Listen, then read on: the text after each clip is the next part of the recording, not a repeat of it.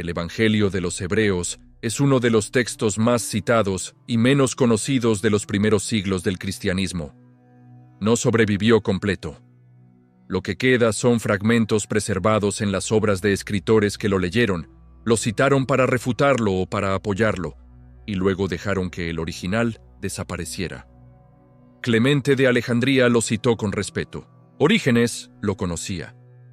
Jerónimo lo leyó en arameo o hebreo y afirmó que podría ser el original hebreo del Evangelio de Mateo.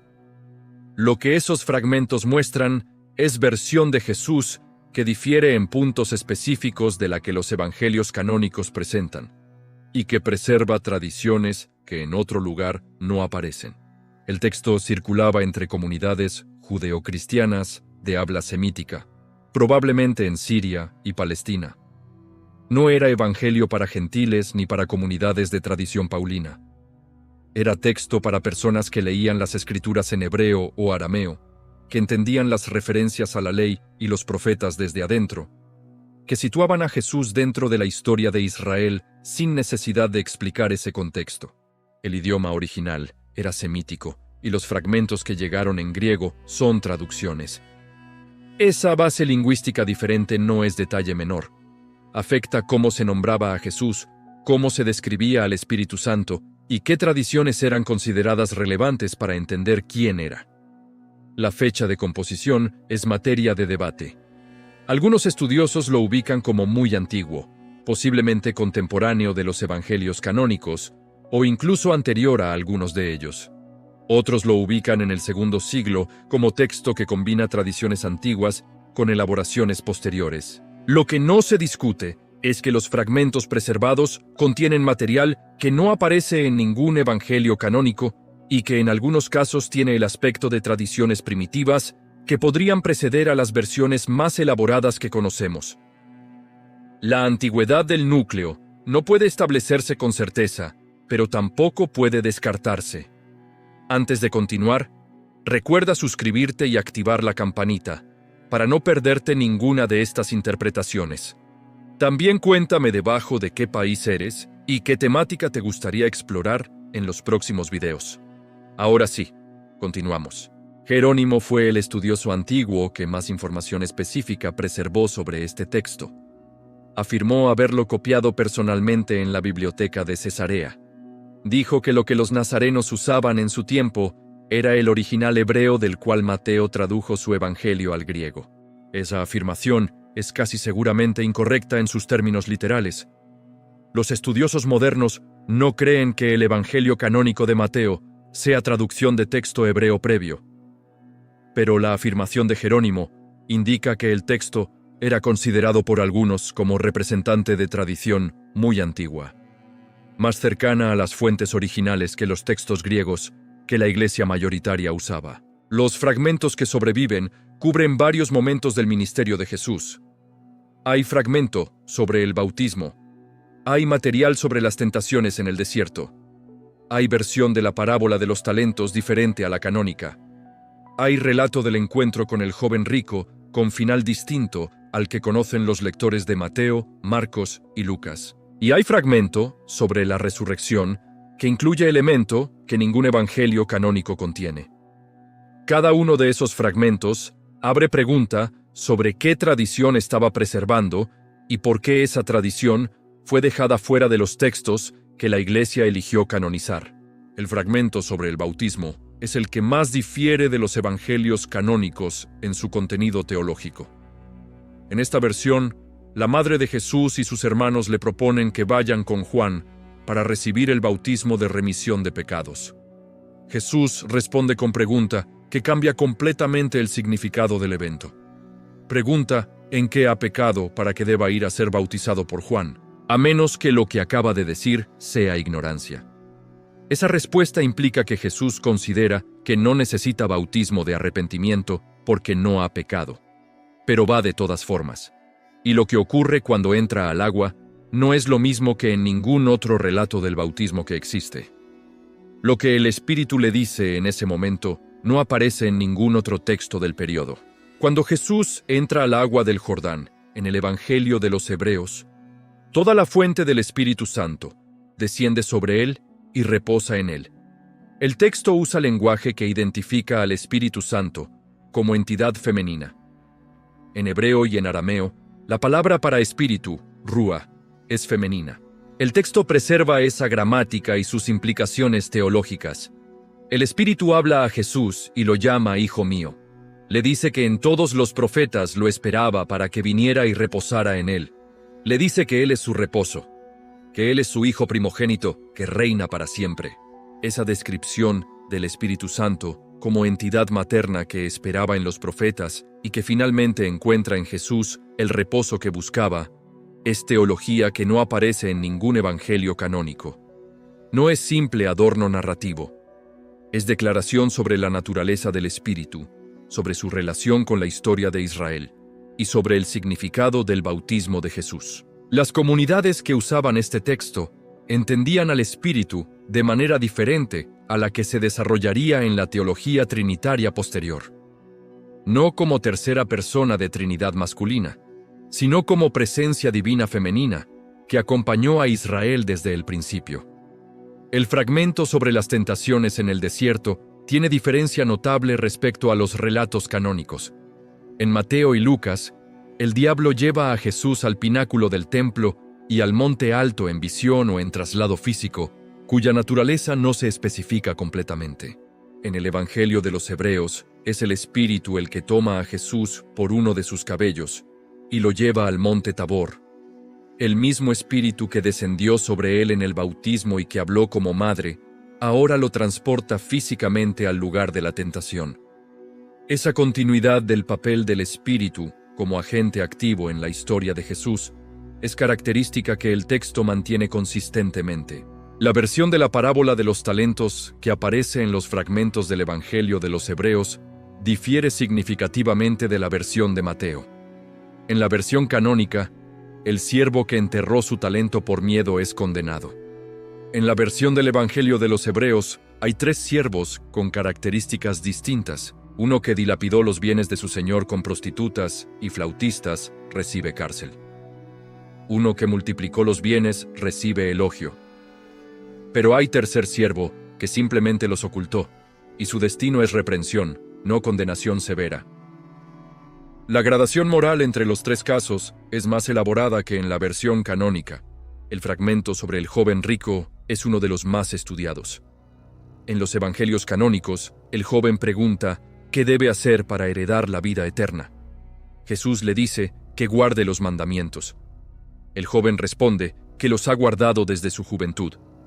Jesús entonces le dice que venda todo lo que tiene y lo dé a los pobres. El joven se va triste porque tenía muchas posesiones.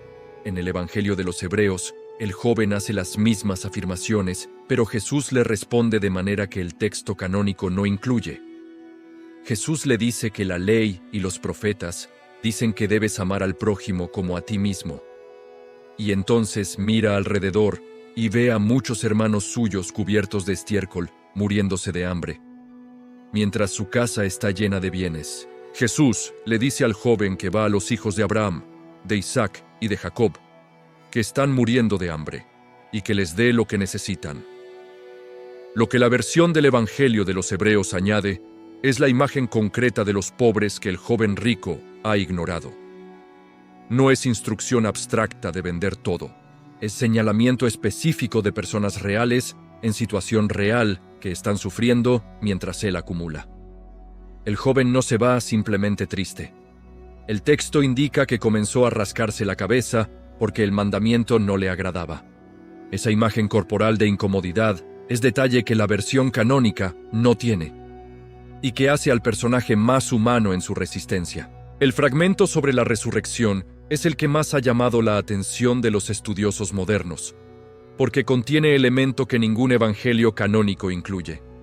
Describe lo que ocurrió inmediatamente después de que Jesús resucitó.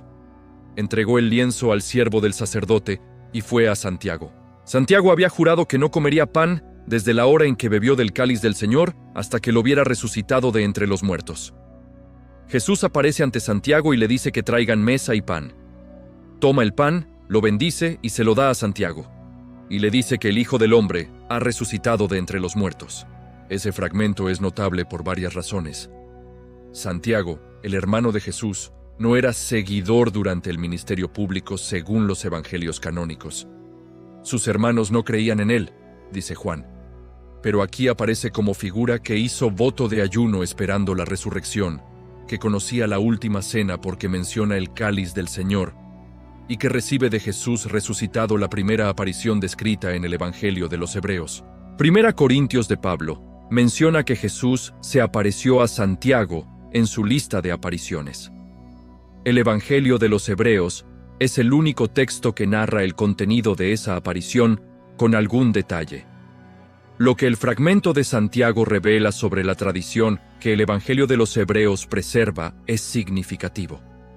Hay versión de la historia del movimiento de Jesús donde Santiago ocupó papel central desde el principio, donde su conversión no fue sorpresa posterior, sino que tiene historia propia que los evangelios canónicos no contaron. La aparición que Jesús le hace a Santiago en este texto no es confirmación de fe que ya existía, sino cumplimiento de promesa que Santiago había estado esperando con el compromiso concreto del ayuno. Esa imagen de Santiago como hermano, que esperó con determinación específica hasta la resurrección, es tradición que en otro lugar no existe. Y lo que sugiere sobre los orígenes del movimiento no puede ignorarse. Los fragmentos del Evangelio de los Hebreos sobre las palabras de Jesús tienen características que los distinguen del estilo de los evangelios canónicos. Hay tendencia a reformular dichos conocidos con variaciones que a veces profundizan y a veces cambian el énfasis. Hay material que no aparece en ningún otro lugar, y hay una consistencia en el uso de terminología semítica que sugiere que la tradición detrás del texto no pasó por el proceso de helenización que los evangelios griegos sí experimentaron. No es texto que piensa en categorías griegas y las traduce al semítico. Es texto que piensa semíticamente desde el principio. Uno de los fragmentos más citados del Evangelio de los Hebreos es sobre quién busca. El que busca no debe cesar de buscar hasta que encuentre. Cuando encuentre, se turbará. Cuando se turbe, se maravillará. Y cuando se maraville, reinará. Y cuando reine, reposará. Esa secuencia de estados, buscar, encontrar, turbarse, maravillarse, reinar, reposar, es diferente a cualquier descripción del proceso espiritual que aparece en los textos canónicos. El turbamiento como etapa necesaria entre el hallazgo y la maravilla es especialmente notable. El texto asume que encontrar lo que se busca no produce inmediatamente paz, sino perturbación que debe atravesarse. Ese logion, como los especialistas llaman a cada dicho individual atribuido a Jesús, tiene paralelo en el Evangelio de Tomás, texto gnóstico descubierto en Egipto en 1945. La coincidencia entre el Evangelio de los Hebreos y el Evangelio de Tomás en este y en otros dichos ha generado debate sobre la relación entre los dos textos. Algunos argumentan que ambos preservan tradición oral muy antigua, independiente de los evangelios canónicos. Otros sostienen que uno dependió del otro. La cuestión no está resuelta, pero la coincidencia indica que circulaban tradiciones de dichos de Jesús que los evangelios canónicos no capturaron y que varios textos no canónicos preservaron por caminos distintos. El tratamiento del Espíritu Santo como entidad femenina en el Evangelio de los Hebreos tiene implicaciones que van más allá de la gramática. La sabiduría divina, Jokmah en hebreo, era figura femenina prominente en la tradición judía de sabiduría. Los libros de Proverbios y Sabiduría la describían como presente desde la creación, participando en el orden del mundo, llamando a los seres humanos hacia el conocimiento de Dios. Identificar al Espíritu Santo con esa figura femenina era movimiento teológico que conectaba la fe en Jesús con una tradición israelita de larga data. El Evangelio de los Hebreos hace esa conexión de manera que los textos canónicos no hacen explícitamente. La imagen del Espíritu que esperaba en los profetas y que finalmente encontró reposo en Jesús es también declaración sobre el significado de la historia de Israel. No fue historia de fracasos interrumpidos por intervenciones divinas ocasionales. Fue historia de espíritu que habitó en profeta tras profeta, buscando el lugar donde finalmente pudiera reposar permanentemente. Cada profeta fue morada temporal. Jesús fue la morada definitiva. Esa lectura de la historia profética como preparación para llegada específica es diferente a la lectura canónica que ve a los profetas principalmente como predictores del futuro. Aquí son portadores temporales de presencia, que buscaba su hogar permanente. Los nombres que el texto usa para referirse a Jesús reflejan su base semítica. No usa Cristo, que es traducción griega de la palabra hebrea Mesías, sino que preserva terminología que tiene resonancias diferentes. Las referencias al Hijo primogénito que reina para siempre conectan con el lenguaje del Salmo 2 y con expectativas mesiánicas específicas dentro del judaísmo. El uso de Hijo del Hombre, término que en arameo podía significar simplemente ser humano, pero que en los evangelios adquiere peso específico, tiene matices en texto semítico que se pierden en traducción griega. El texto habla de Jesús desde adentro de las categorías que sus comunidades compartían con el judaísmo circundante.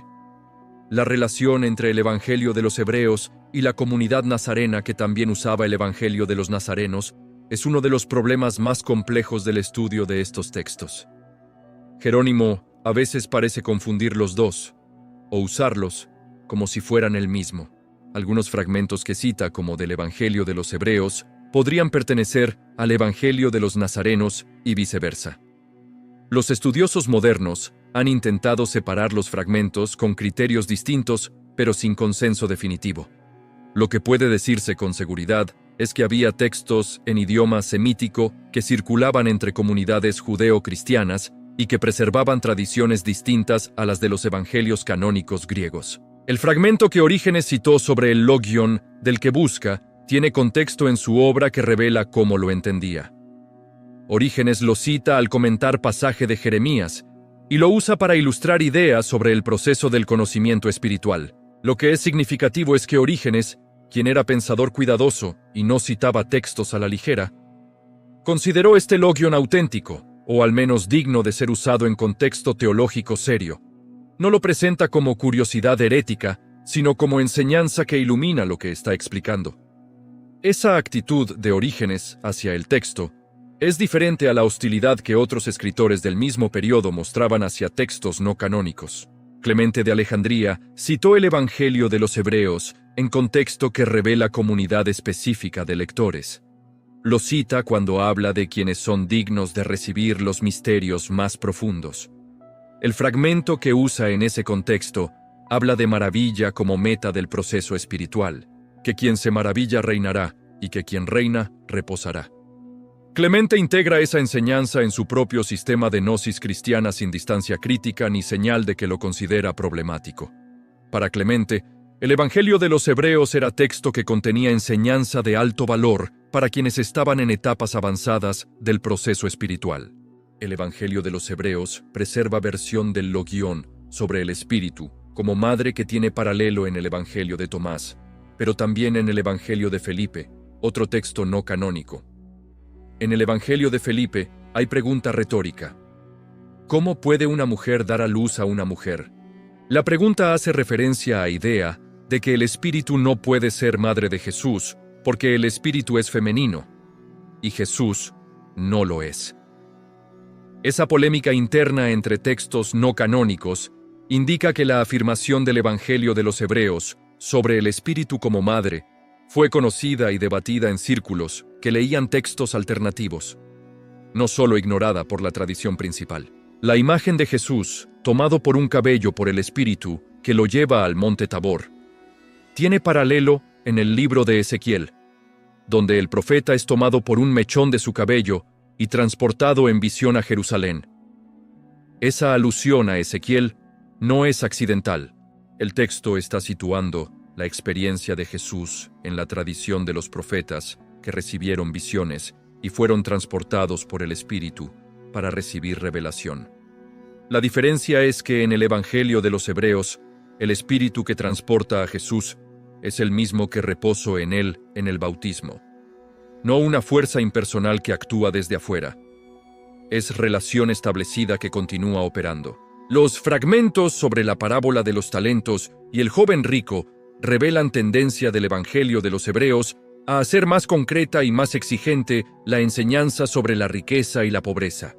En la versión canónica, la parábola de los talentos es principalmente sobre fidelidad en el uso de lo recibido. En la versión del Evangelio de los Hebreos, la gradación entre los tres siervos incluye descripción más específica del tipo de fallo de cada uno. El que dilapidó en prostitutas y flautistas tiene fallo de despilfarro activo. El que multiplicó recibe elogio sin ambigüedad. El que ocultó recibe reprensión, pero no la condena severa del primero. El encuentro con el joven rico en el Evangelio de los Hebreos añade elemento que los textos canónicos no incluyen: la imagen visual de los pobres en situación concreta. Jesús no le habla al joven de manera abstracta sobre vender posesiones. Le señala a personas específicas que están muriendo de hambre mientras él tiene su casa llena de bienes.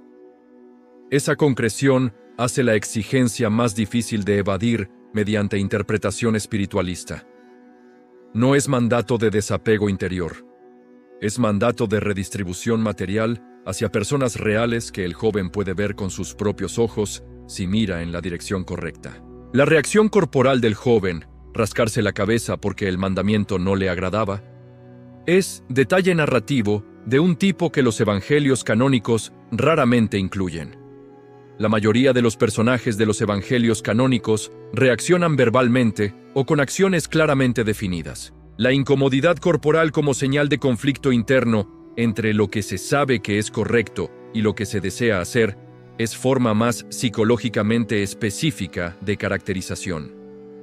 No sabemos si ese detalle viene de tradición oral antigua que los evangelios canónicos simplificaron o si es elaboración posterior del texto, pero su presencia hace al personaje más reconocible como ser humano en dilema real. El fragmento de la resurrección, con la aparición a Santiago, es el que más preguntas abre sobre lo que las primeras comunidades creían y sobre quién fue considerado el heredero legítimo del movimiento de Jesús. En los evangelios canónicos, Pedro recibe primacía en múltiples momentos. Pablo en sus cartas menciona que Jesús se apareció primero a Pedro. Pero en el Evangelio de los Hebreos, la primera aparición registrada es a Santiago. Ese detalle no es menor. Refleja perspectiva de comunidades que veían a Santiago, el hermano de Jesús que lideró la comunidad de Jerusalén, como figura central cuya autoridad derivaba de relación directa con el resucitado. Y esa perspectiva sobre quién tuvo el primer contacto con el Jesús resucitado tenía consecuencias sobre cómo se entendía la autoridad dentro del movimiento. La escena del voto de ayuno de Santiago es teológicamente densa. Santiago juró que no comería pan hasta ver a Jesús resucitado. Eso implica que Santiago estaba presente en la última cena cuando Jesús tomó el pan y lo compartió. Implica que Santiago entendió el significado de ese gesto como promesa relacionada con la resurrección.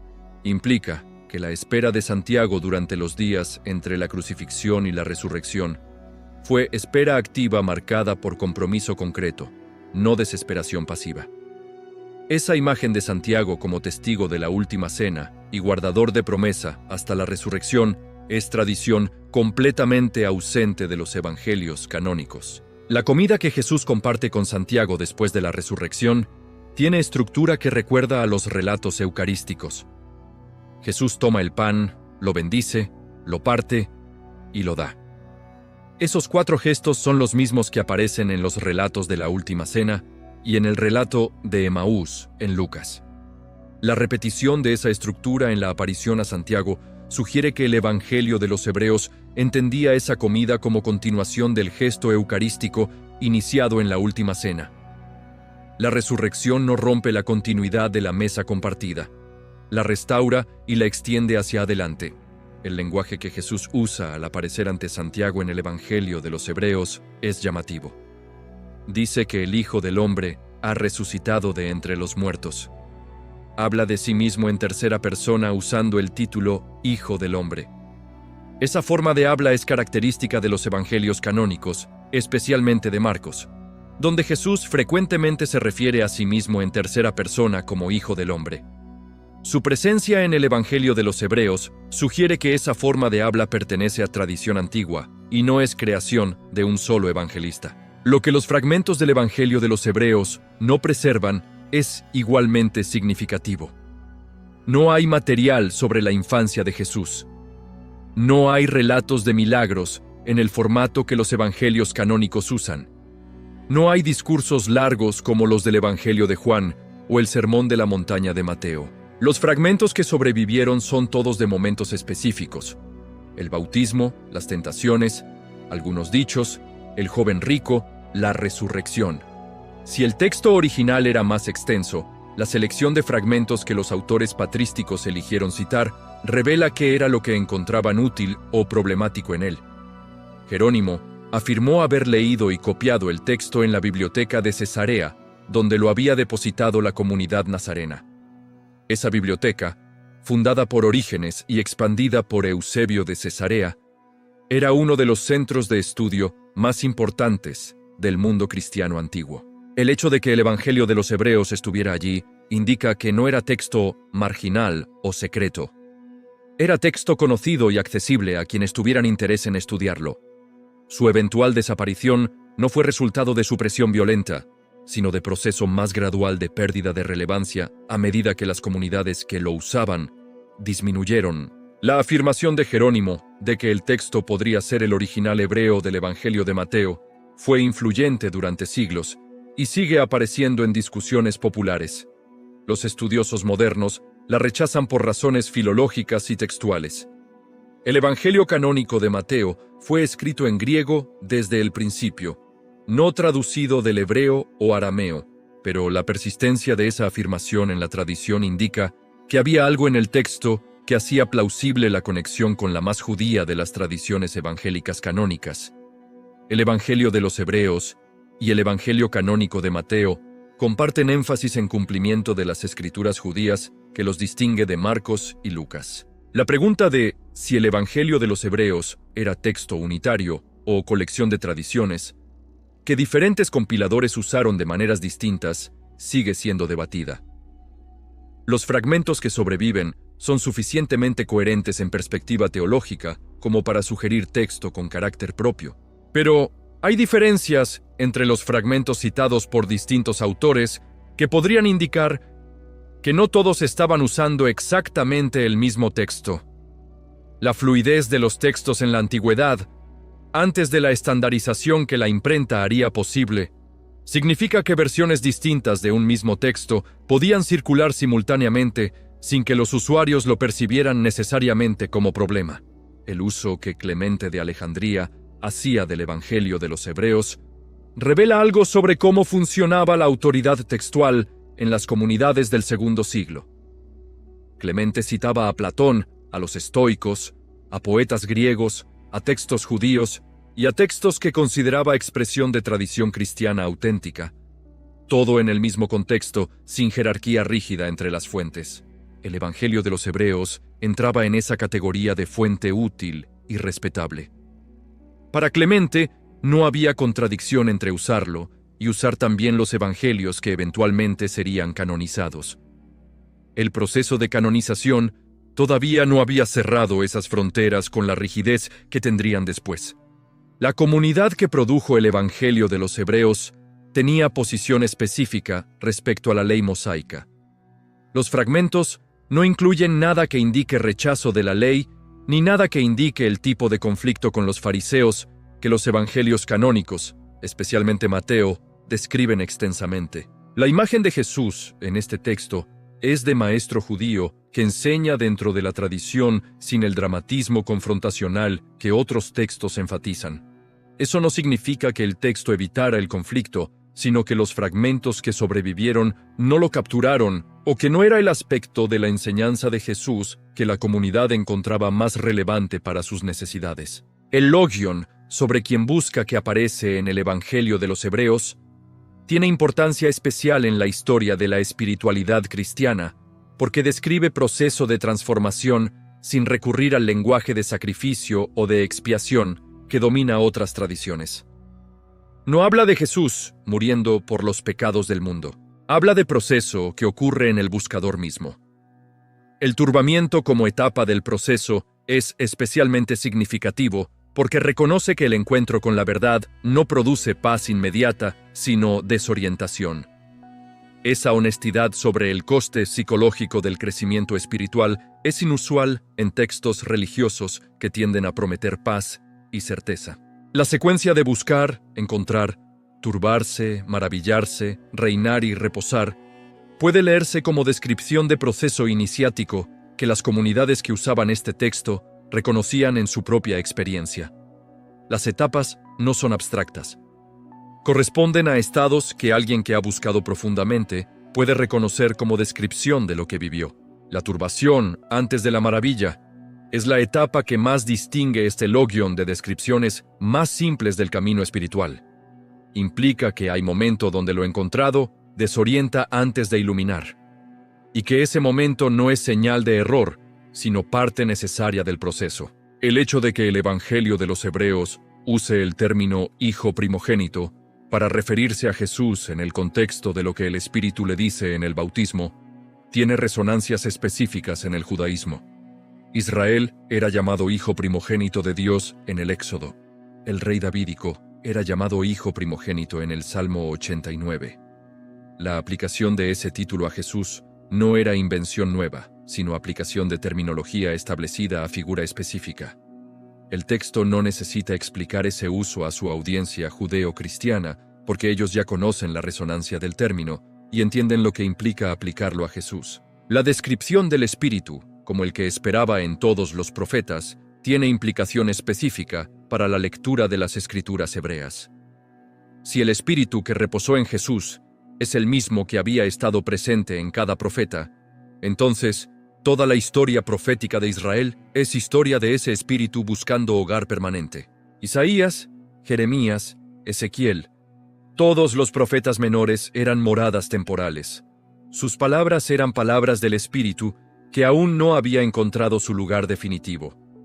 Cuando ese Espíritu finalmente reposa en Jesús, todo lo que los profetas dijeron recibe nuevo nivel de significado porque viene del mismo que ahora habita en él. Los fragmentos del Evangelio de los Hebreos sobre Santiago, la figura sugieren que detrás del texto hay memoria de familia, no solo de movimiento o de institución. Los hermanos de Jesús, con Santiago como el más prominente, tenían recuerdos de Jesús que venían de convivencia cotidiana antes de que comenzara el ministerio público. Esos recuerdos tienen textura diferente a los de seguidores que conocieron a Jesús solo durante el ministerio. El Evangelio de los Hebreos podría estar preservando tradición que pasó por la familia de Jesús antes de ser recogida en texto. Esa posibilidad no puede probarse, pero tampoco puede descartarse. La aparición a Santiago descrita en el Evangelio de los Hebreos tiene implicaciones para entender por qué Santiago se convirtió en líder de la comunidad de Jerusalén después de la muerte de Jesús. Los evangelios canónicos no explican ese proceso de liderazgo. Simplemente Pedro emerge como figura central en los primeros capítulos de los Hechos, y Santiago aparece más tarde con autoridad establecida sin que se narre cómo llegó a tenerla. El fragmento del Evangelio de los Hebreos ofrece elemento de respuesta. Santiago tuvo encuentro directo con el resucitado que fundó su autoridad de manera análoga a como las apariciones a los apóstoles fundaron la de ellos. El Evangelio de los Hebreos preserva imagen de Jesús más enraizada en el judaísmo del Segundo Templo de lo que los evangelios canónicos muestran en su forma final. No porque los evangelios canónicos hayan distorsionado intencionalmente la imagen de Jesús, sino porque el proceso de explicar a Jesús para audiencias gentiles griegas requirió traducir categorías judías a categorías griegas. Ese proceso de traducción inevitablemente cambió los énfasis. El Evangelio de los Hebreos no pasó por ese proceso o lo pasó en menor grado. Lo que preservó son aspectos de la imagen de Jesús que el proceso de helenización había suavizado o perdido. Y esos aspectos revelan dimensiones de quién fue Jesús que el mundo mayormente cristiano tardó siglos en volver a ver. La pérdida del Evangelio de los Hebreos, como texto completo, ocurrió gradualmente a medida que las comunidades que lo usaban disminuyeron y eventualmente desaparecieron. No hay registro de quema de manuscritos, ni de persecución específicamente dirigida a sus portadores. El texto simplemente dejó de ser copiado cuando no había quien lo usara. Las comunidades judeo-cristianas del Este, que habían mantenido viva esa tradición, fueron absorbidas, se fragmentaron o terminaron sin que su texto específico fuera considerado suficientemente importante por las comunidades mayores para preservarlo con el mismo cuidado con que se preservaron los textos canónicos. Lo que los fragmentos del Evangelio de los Hebreos revelan sobre la diversidad del movimiento cristiano primitivo confirma lo que el descubrimiento de la biblioteca de Nag Hammadi en 1945 mostró de manera más dramática. El cristianismo del primer y segundo siglo no era fenómeno uniforme que luego se diversificó en herejías. Era movimiento diverso desde el principio que gradualmente convergió hacia formas más uniformes bajo presión de necesidades institucionales, controversias teológicas y factores políticos. Los textos que no fueron incorporados al canon no son evidencia de desviación, sino de diversidad original. La resistencia a incluir el Evangelio de los Hebreos en el canon no requirió decisión dramática en concilio específico. Ocurrió simplemente porque el texto no estaba siendo usado por las comunidades que eventualmente tuvieron el poder de definir el canon. Las comunidades gentiles de tradición paulina que dominaban el mundo cristiano del segundo y tercer siglo no lo conocían, o lo conocían como texto marginal de grupos que consideraban periféricos. Cuando Eusebio de Cesarea en el siglo IV hizo su lista de textos aceptados, disputados y rechazados, el Evangelio de los Hebreos cayó en la categoría de los disputados, no completamente rechazado, pero tampoco aceptado. La categoría de disputado que Eusebio usó para el Evangelio de los Hebreos es reveladora. No era herejía manifiesta, como el Evangelio de Pedro, que Eusebio consideraba completamente inaceptable. Era texto de origen incierto, que algunos usaban y que no podía ser completamente descartado, porque escritores respetados como Clemente y Orígenes lo habían citado sin señales de rechazo.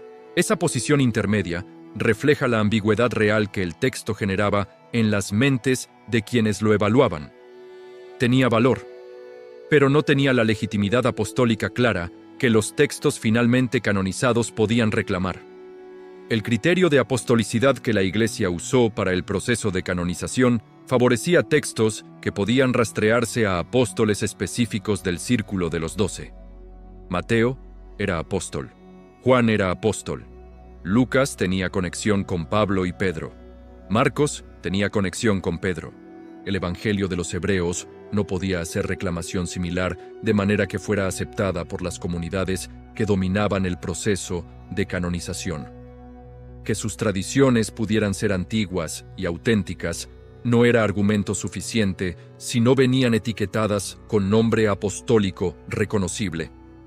La antigüedad sin apostolicidad no compraba lugar en el canon. El trabajo moderno sobre el Evangelio de los Hebreos comenzó en serio en el siglo XIX, con los mismos movimientos académicos que produjeron la búsqueda del Jesús histórico. Los estudiosos que querían llegar al Jesús real, detrás de las capas teológicas de los evangelios canónicos, encontraron en textos como el Evangelio de los Hebreos posibles ventanas hacia tradiciones más antiguas. Esa búsqueda resultó más complicada de lo que se esperaba, porque incluso los textos no canónicos son ya interpretaciones y no registros neutrales. Pero el intento de usar todos los textos disponibles para reconstruir el contexto del primer siglo sigue siendo metodología válida. Los fragmentos del Evangelio de los Hebreos han sido estudiados en relación con la teología de la sabiduría divina que aparece en el libro de Proverbios y en textos judíos del período del Segundo Templo. En esa tradición, la sabiduría era agente de la creación, presente con Dios desde el principio, que luego descendió para habitar entre los seres humanos. La identificación del Espíritu Santo con esa sabiduría femenina en el Evangelio de los Hebreos conecta la cristología del texto con esa tradición. El Evangelio no está inventando teología nueva. Está aplicando categorías existentes de maneras que la tradición que eventualmente ganó decidió no mantener. La comparación entre el logion del que busca en el Evangelio de los Hebreos y el logion paralelo en el Evangelio de Tomás, es uno de los mejores ejemplos de cómo el estudio de textos no canónicos puede iluminar tradiciones que los evangelios canónicos preservaron de manera diferente. Cuando dos textos independientes, uno judeo-cristiano de base semítica y otro de contexto gnóstico, preservan versión similar de un dicho, la probabilidad de que ese dicho viene de tradición oral antigua aumenta. La coincidencia no prueba autenticidad histórica, pero sí indica circulación amplia de ese material. El Evangelio de los Hebreos fue redescubierto para la academia moderna, principalmente a través del trabajo de Philipp Vielhauer y Georg Strecker en el siglo XX, quienes sistematizaron los fragmentos y los separaron cuidadosamente de los fragmentos del Evangelio de los Nazarenos que Jerónimo había mezclado en sus citas. Ese trabajo de separación y análisis convirtió lo que era material confuso en textos con identidad propia que podían estudiarse sistemáticamente. La publicación de esos análisis en colecciones de evangelios apócrifos puso el material al alcance de estudiosos que no eran especialistas en la materia. La recepción moderna del Evangelio de los Hebreos en círculos populares ha sido afectada por el interés en lo que se llama el Jesús oculto o el cristianismo alternativo. Libros de divulgación que buscan mostrar que el cristianismo oficial suprimió versiones más antiguas y auténticas de la historia. Han usado fragmentos del Evangelio de los Hebreos como evidencia. Esa presentación tiende a sobreestimar tanto el grado de supresión deliberada como la capacidad de esos fragmentos de revelar la verdad histórica oculta. El texto es valioso por lo que realmente es, testigo de diversidad primitiva, no por lo que a veces se afirma que es, prueba de conspiración. Lo que el Evangelio de los Hebreos muestra sobre el proceso por el cual la imagen de Jesús fue definida en los primeros siglos es que el resultado que conocemos no era inevitable. Había otras maneras de comprender quién era Jesús que tenían raíces en tradiciones antiguas y que eran coherentes con la memoria de comunidades que lo conocieron desde cerca. El Espíritu como entidad femenina que reposa en Jesús. Santiago como receptor de la primera aparición. El joven rico que ve a los pobres concretos que su riqueza ignora. Esos elementos no desaparecieron porque fueran falsos, sino porque el camino que la historia tomó no los necesitaba. El Evangelio de los Hebreos sobrevivió en fragmentos porque fue citado por personas que encontraron en él algo que valía la pena preservar, aunque no fuera el texto que su comunidad usaba principalmente. Esa forma de supervivencia, parcial y dependiente de la buena voluntad de lectores que no eran sus usuarios naturales, es precaria. Podría no haber sobrevivido nada. El hecho de que sobreviviera suficiente para reconstruir su perspectiva central es resultado de combinación específica de factores que no podría garantizarse. Y lo que esos fragmentos muestran es que en los primeros siglos había personas para quienes la historia de Jesús se contaba de manera diferente. Diferente no significa incorrecta. Significa que la historia que conocemos como la historia es una entre varias que existieron y que las otras merecen ser escuchadas. Los fragmentos del Evangelio de los Hebreos siguen siendo estudiados como parte de corpus más amplio de textos judeo-cristianos que incluye el Evangelio de los Nazarenos, el Evangelio de los Ebionitas y los textos pseudoclementinos. Juntos, esos materiales permiten reconstruir con mayor precisión cómo vivían, qué creían y qué textos leían las comunidades que siguieron a Jesús sin abandonar el judaísmo. Esa reconstrucción no está completa ni lo estará mientras el material disponible sean solo fragmentos. Pero cada fragmento añade detalle al cuadro, y cada detalle hace más difícil sostener imagen simplificada del origen del cristianismo como fenómeno uniforme desde el principio. El Evangelio de los Hebreos termina en el único fragmento que describe algo parecido a un final, con comida compartida entre Jesús resucitado y Santiago. Pan bendecido, partido y dado. Gesto que repite lo que ocurrió en la última cena y que apunta hacia todo lo que las comunidades que usaban este texto hacían cada vez que se reunían a comer juntos. La historia de Jesús no termina con muerte ni con ascensión a distancia.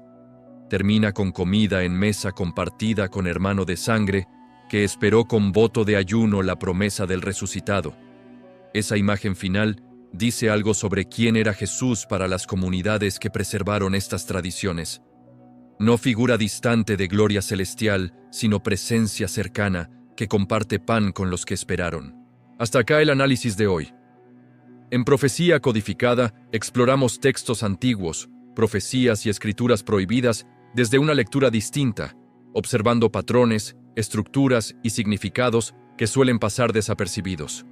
Si este contenido te resultó interesante, te invito a suscribirte al canal, activar la campanita y dejar tu like, porque eso ayuda a que este tipo de análisis siga creciendo. Gracias por acompañarme una vez más. Nos vemos en el próximo análisis.